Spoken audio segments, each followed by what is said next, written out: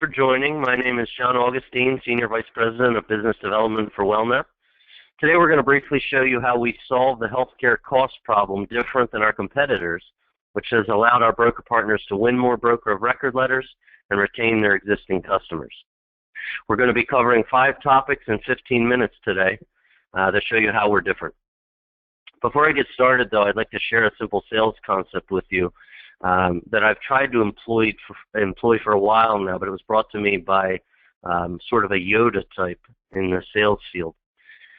And it sort of goes like this. People buy the destination, not the directions. That's the simple premise. If someone really wants to get to whatever destination it is that you've helped them understand they want to get to, they'll use whatever directions they have to get there. If you sell the destination, the directions work themselves out. Your clients will work with you, obviously, to help get them to that destination they want to reach. Too many times, it seems, we get hung up on selling the directions when our real focus ought to be on selling the dream or selling the destination.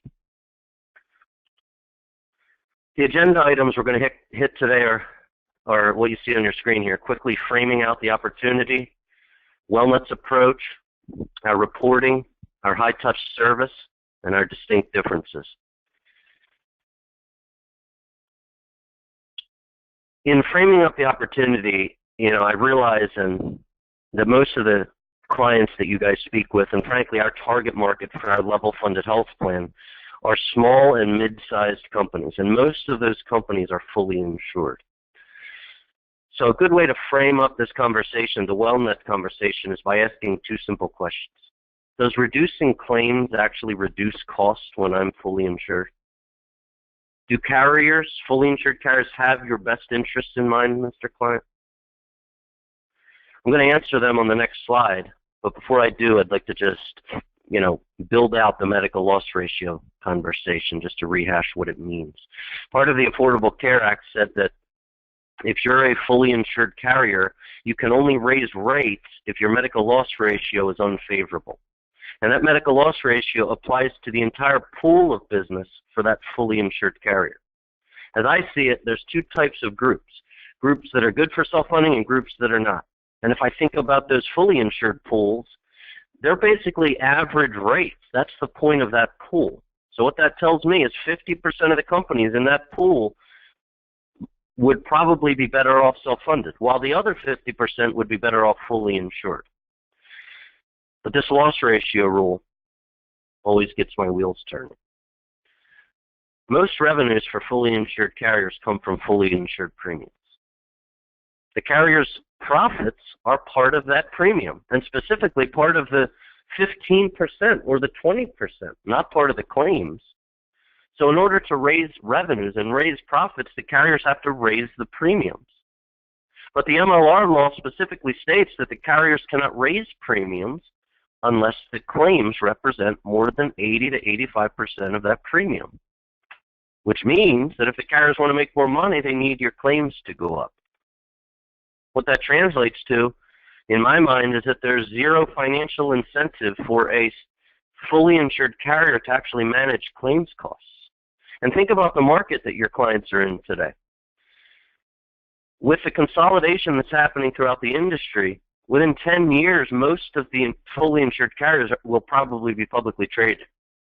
And publicly traded companies are driven by revenues, profit, and share price. If a fully insured carrier reduces claims costs for that entire fully insured pool, they must lower premiums, which translates to lower revenues, lower profits, and lower share price, which, as you know, when you think about Wall Street, is a lose-lose-lose proposition. That is not what they're in business to do. On the contrary, partially self-funded plans pay for only the health care their people consume. So when you're fully insured, lowering claims does not mean your costs are going to go down because you're part of a much bigger pool. But in the self-funded space, if you're one of those 50% of the companies that are healthier than average, you will only pay for the health care your people consume. And what that translates into is consume less health care and consume less cost, pay less. Here's a picture of what we just talked about. So what WellNet believes we've built is a bridge that spans the gap between employers and employees. We have fully customizable plan designs. All of the data is integrated, and as those of you know, we own a software company that allows us to provide all sorts of predictive analytics, allows us to predict the future, tell you exactly what's wrong with the population today, and tell you what that means for you 6 months from now, a year from now, 2 years from now. When you've got data like that, you can start to automate campaigns and create population health management programs that engage the right people at the right time, providing support and coaching services that improve member health, and since we're partially self-funded, lower claims, which lowers costs. Down here is the fully insured model, and there's a disconnect between risk management programs and the actual health plan. The carriers don't want these programs to work for reasons that I just explained. So think about it in a slightly different manner. Ask yourself, when is the last time one of your fully insured clients got a reduction in their premiums? It doesn't happen very often. The carriers don't want it to happen, and the model they've built is not made for that to happen.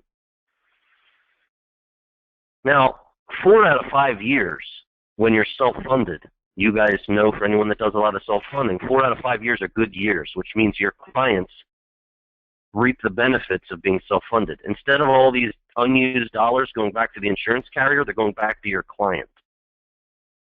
That's a very important concept. Self-funding is not right for everyone, but for about 50% of the groups out there, it could be a very good solution. The Wellnet's model is really built on 4 key pillars. First pillar is stop-loss insurance. All of our plans have A-rated stop-loss built into them. And while we are happy to shop the stop-loss on your behalf, you are more than welcome to secure your own stop-loss, and we'll be happy to administer the plan. Second important component is a good network. Wellnet uses the Aetna or the Cigna PPO networks, and I can get more specific on both of them during one-off conversations. From the pharmacy perspective, we use the CVS Caremark National Network of Pharmacies. Those plans within our health plans can be custom built, meaning that we can use a wide open formulary, we can use no restrictions, or if you'd like to save a lot of money on your drugs, we can do things like step therapy, mandatory generic, mandatory mail order, things like that. And then the fourth pillar is probably the most important, which is population health management. If your client's going to partially self-fund and only pay for the health care that people consume, clearly it becomes important to consume less health care because there's a direct correlation between reduced claims and reduced cost. We do that through analytics, health coaching, biometric screenings, and incentive management. If I had to boil down everything Wellnet does from a risk management perspective into one slide, here it is. Ultimately, as I said, we manage risk to lower cost. Our software allows us to perform the analytics, stratify the risk, perform that predictive modeling, and give all holders the reporting and data necessary to figure out what wellness programs, what coaching programs are relevant to my people. And the only thing we don't know about your organization once we've got all their data is the culture. What types of incentives, maybe penalties? What combination of the two will drive the behavioral change needed to lower costs? We have to create lasting habits.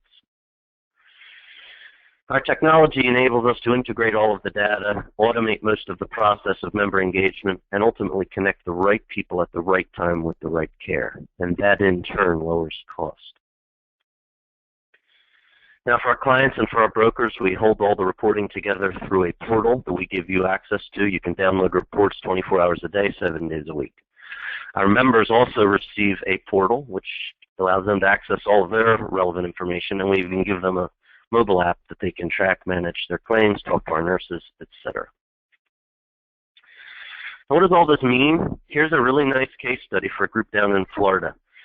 They had currently they have 155 employees, but in 2013 they had 74. They received a renewal on 96 employees in 2014 that was $908,000. It represented a 49% increase. Wellnet took this group through medical questionnaires, and we offered them a maximum cost of $580,000, which was a savings of $328,000 off of their fully insured premium. 1 year later, the group grew again, and we issued a renewal that was $971,000. The broker shopped the fully insured market and found that the best rate he could find for a comparable plan was $1.6 million, which was a savings, again, of $642,000. So in a 2-year period, we were able to save this group almost $1 million. It's a wonderful example of how partial self-funding can be a radically successful solution for the right groups. What's our service model look like? So on the front end, for those of you that have written business, you know that we've got a great sales team that can help you in the field, whether it be on-site or via webinar. Once a group is willing to move forward, we then assign a dedicated implementation manager, which will be your single point of contact for all things implementation.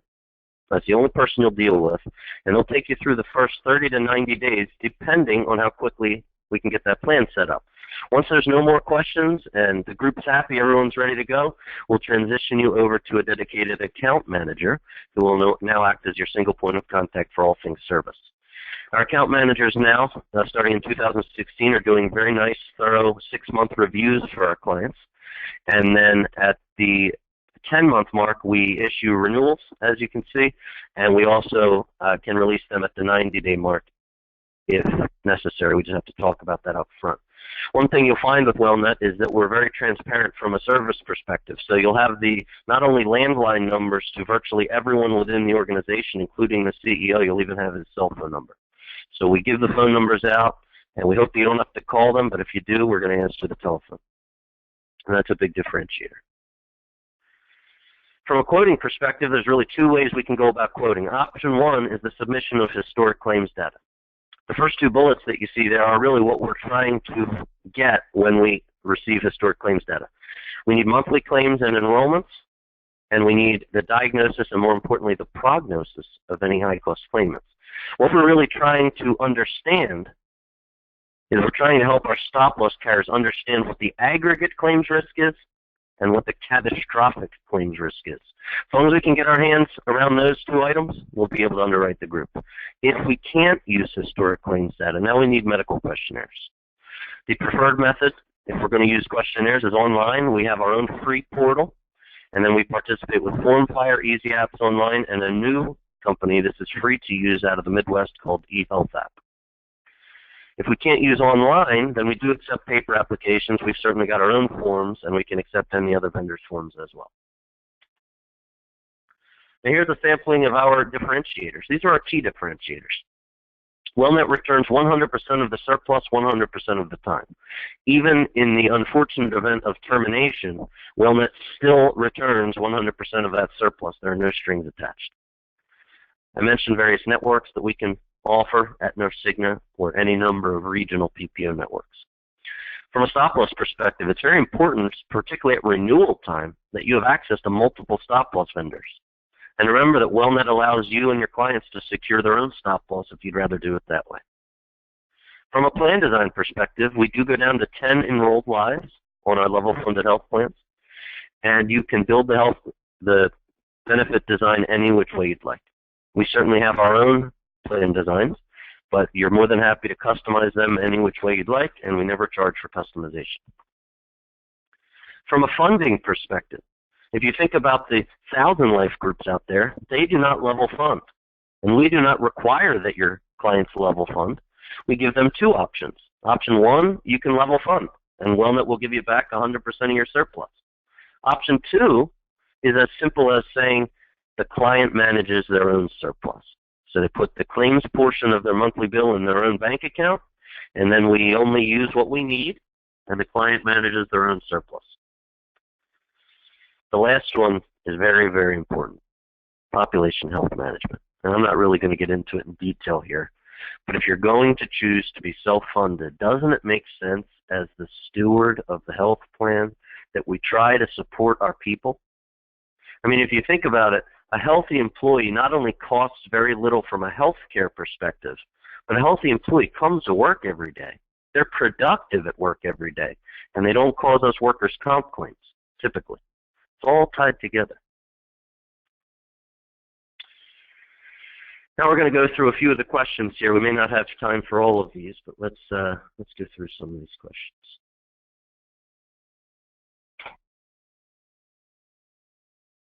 Okay, so the first question is, does WellNet have a telehealth solution? That's a wonderful question. And for those of you that might not know what that is, picture being able to pay about $3 per employee per month in the form of an admin fee, but then allowing members to use their telephone and video conferencing on their phone to speak with doctors and to receive prescriptions. But members don't even have to pay a copay. And the employer plan does not pay anything else. All they pay is that per employee per month fee. We do have those solutions. Currently we use Teladoc. It's a good question. Someone else asked, are biometric screenings a separate charge? Yes is the answer. So we do charge extra for biometric screenings, and obviously the use of incentives would be at the will of the employer and at the expense of the employer. On a related note, the question is, does WellNet manage those incentives within the wellness plan? And the answer is yes. If you would like us to, we can manage those incentives on your behalf, although we do not actually fund the cost of those incentives. Okay. Can you talk about the renewal process and shopping the stop loss? That's a great question, and it's one of the things that I love about stop loss. When your group is partially self-funded, renewals are pretty easy, at least in our case, because we give you all the data. I want you to think about healthcare costs in 3 distinct buckets when you're self-funded: stop loss premium, administrative fees, and claims. So as you're trying to forecast what the renewal is going to be, just think about those 3 components. Did the stop loss pay out a lot? If so, how much did it pay out compared to how much premium they took in?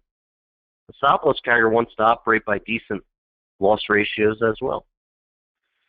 Is the administrative fee going to go up every year? Not every year, but it'll go up occasionally. And then the biggest component is, what did the claims do? Part of your stop loss renewal is a claims projection for next year. With us, you're going to know where every single dollar went. So is the group running good, bad? That's going to determine what the renewal is. And again, from a stop loss perspective, we shop it with a few different vendors, and by all means, shop it on your own.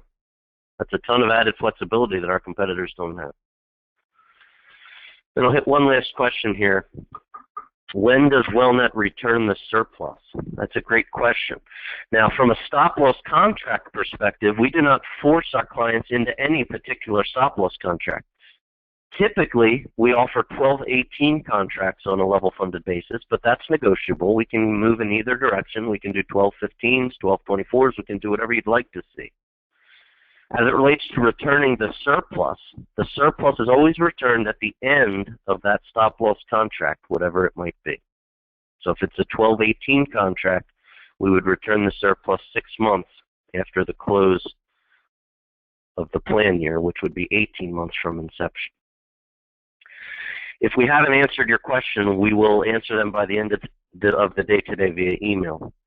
As one of the category leaders in providing innovative healthcare delivery, WellNet gives our brokers and their clients the data, tools, and people necessary to make better, more informed decisions regarding their healthcare options through our level-funded health plans, population health management. We've got lots of marketing information that we can make available to you guys, and we're happy to co-brand them for you as well. Thank you all so much for your time today. Please reach out to us anytime to schedule one-on-one meetings for either you or you and your clients. Thanks again, and have a wonderful day.